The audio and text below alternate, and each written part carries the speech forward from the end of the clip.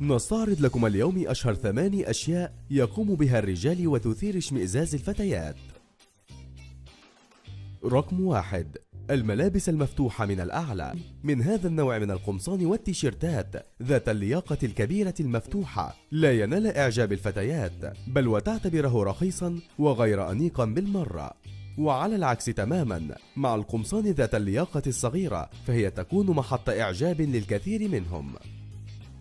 رقم 2: السيقان الجميلة عند النساء دائما ما تجذب انتباه الرجال، ولكن من النادر جدا أن تجد النساء تعجب بسيقان الرجل، ولهذا فإن ارتداء السراويل الصغيرة يناسب فقط رياضة الجري، أما استخدامها كملابس عادية في الحياة اليومية لا يفضل تماما ولا ينصح به.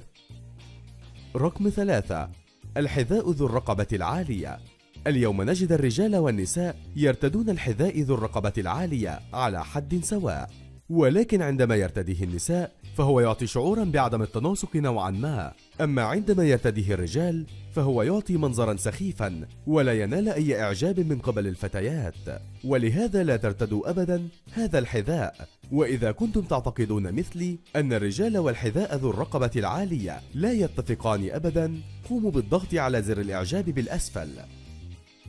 رقم 4: اللحية والشارب الكثيف الغير مهذب. كما ظهرت منذ عدة سنوات لدى النساء في أوروبا موضة الحواجب العريضة، فظهر لدى الشباب ميولا أن يكون لديهم ذقنا وشاربا كبيرا وكثيفا، ولكن ليس معنى أن اللحية تزيد الإحساس بالرجولة أن الكثير من الفتيات ينجذبون إليها، فالذقن الكثيفة الغير مهذبة لا تنال أبدا أي إعجاب من قبل الفتيات. ولهذا إن كنت تريد إطلاق لحيتك لتصبح كثيفة، عليك أن تسأل نفسك: هل لديك الوقت الكافي لتهذيبها والعناية بها أم لا؟ ونرجو منكم أن تبدوا آراءكم في التعليقات فيما إذا كانت الذقن الكبيرة تعطي مظهرا حسنا أم لا. رقم 5: السراويل الضيقة التي ظهرت منذ عدة أعوام. يجب أن نعرف أن ملابس الجينز الضيقة تشبه تلك الملابس التي كانوا يرتدونها في القرن ال18، حيث كانت هي الموضة المسيطرة آنذاك، فهي اليوم لا تنال أي إعجاب من الفتيات، بل وإنهم ينفرون من النظر إليها. رقم 6: الأحذية المفتوحة.